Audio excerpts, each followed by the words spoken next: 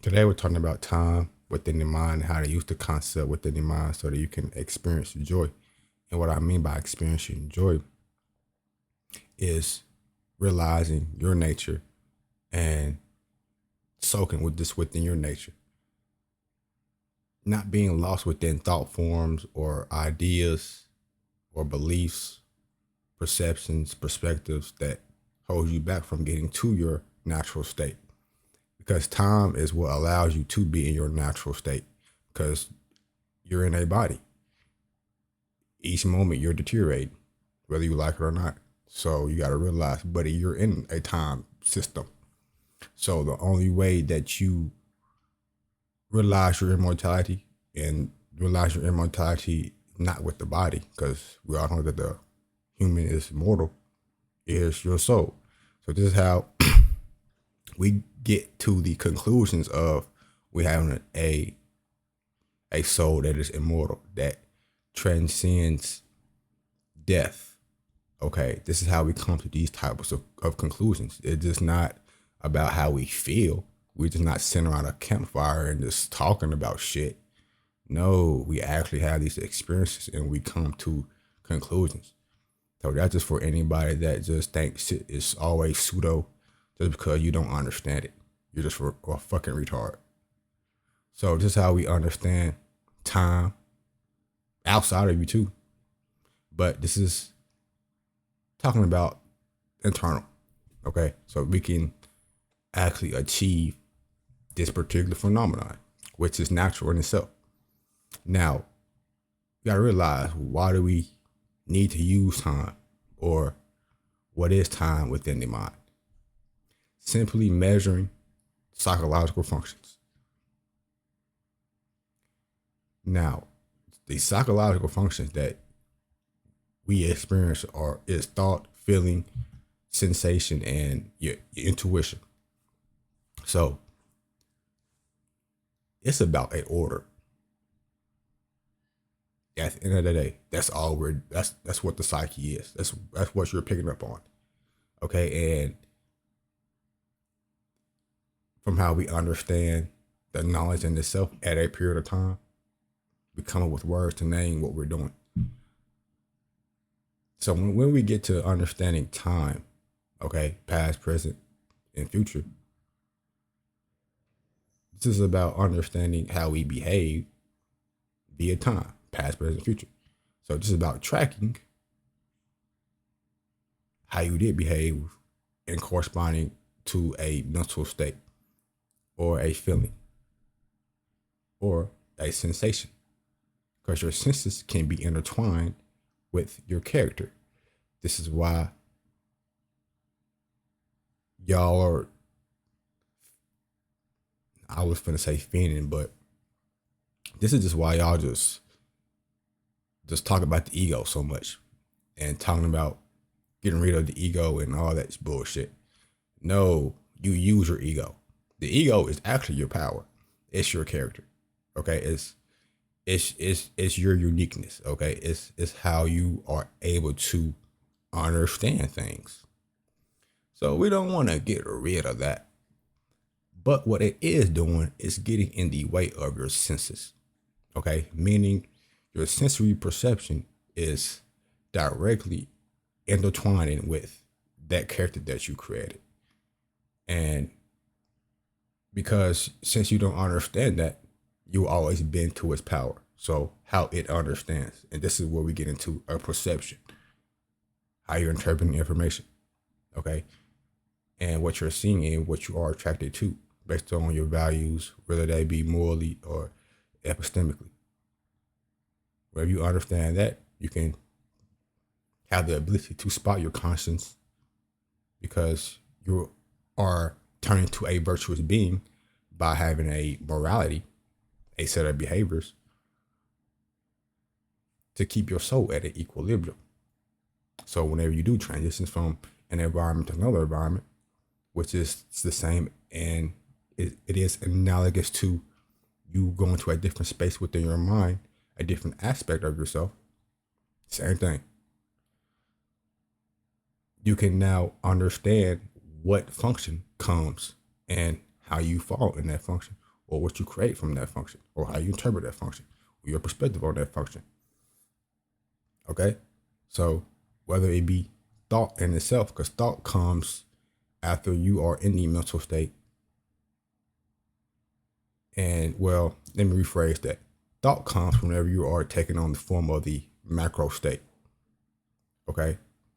And the thoughts and feelings that you experience is the micro state of the macro state, which is essentially a mentality or an intention or a mental state.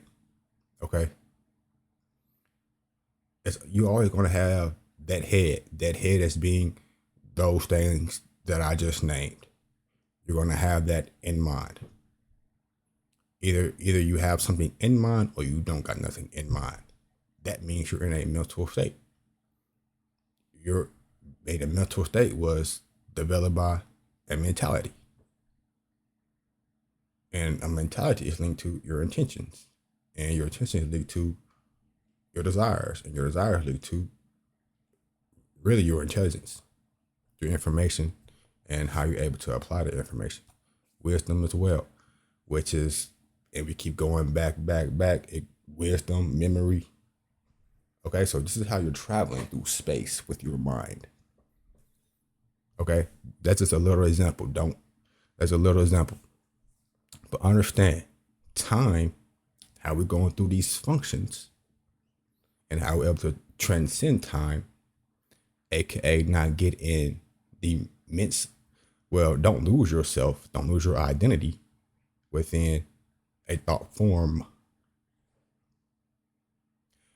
as you're traveling through those functions.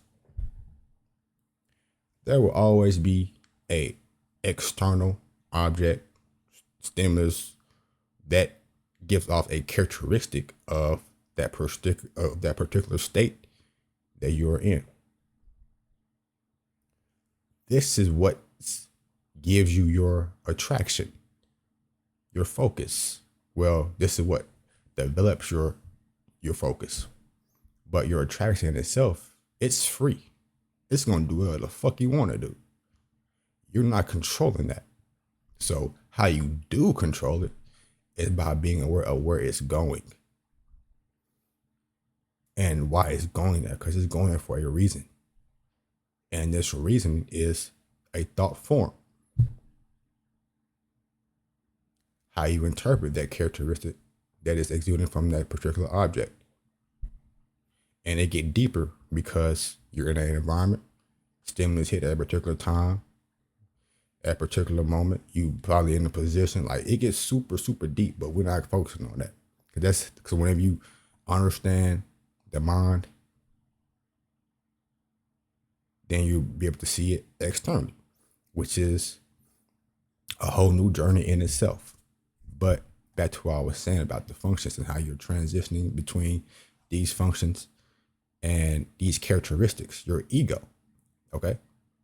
So this is about just being at a equilibrium, meaning realizing that you don't have to react or respond to not a goddamn thing. You already have an identity to do that for you.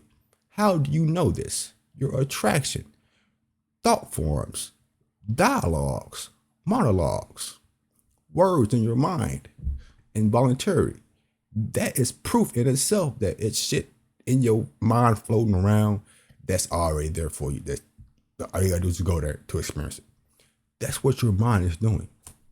So whenever you understand that, boom, you got the awareness to go into that, and you can witness that. Guess what you're doing whenever you're witnessing the thought form and all that nonsense that I just gave you? You're transcending that particular lesson, because it's a lesson. You're going to transcend that, and it's going to lead you to understanding that you have been virtuous this whole time, because time is money. So what you actually want to transform that thought form into, you're going to have the ability to do it, because you're going to create the internal event. You're going to have a realization that, damn, I ain't changed. Meaning whenever I was at my highest high vibration, at joy, peace, I was that same being whenever anxiety or fear came. I was in that same state. That right there. That right there. It's no words. It's a behavior. That's why I stress morality, virtue. You're going to be able to use it whenever you keep practicing it. Because it's a nature. Your mind's going to create the realization one day the universe gotta give it to you. It gotta give it to you. That's what time is for. So think time. And that's just a quick video about using time and how you can actually be joyous within your mind, no matter the thing that's on the outside of you, or no matter your circumstance or situation. It don't matter. Actually, what you're going to fuck around and start doing is wanting challenges, wanting things to test you because you so cold morally and your character is just too raw.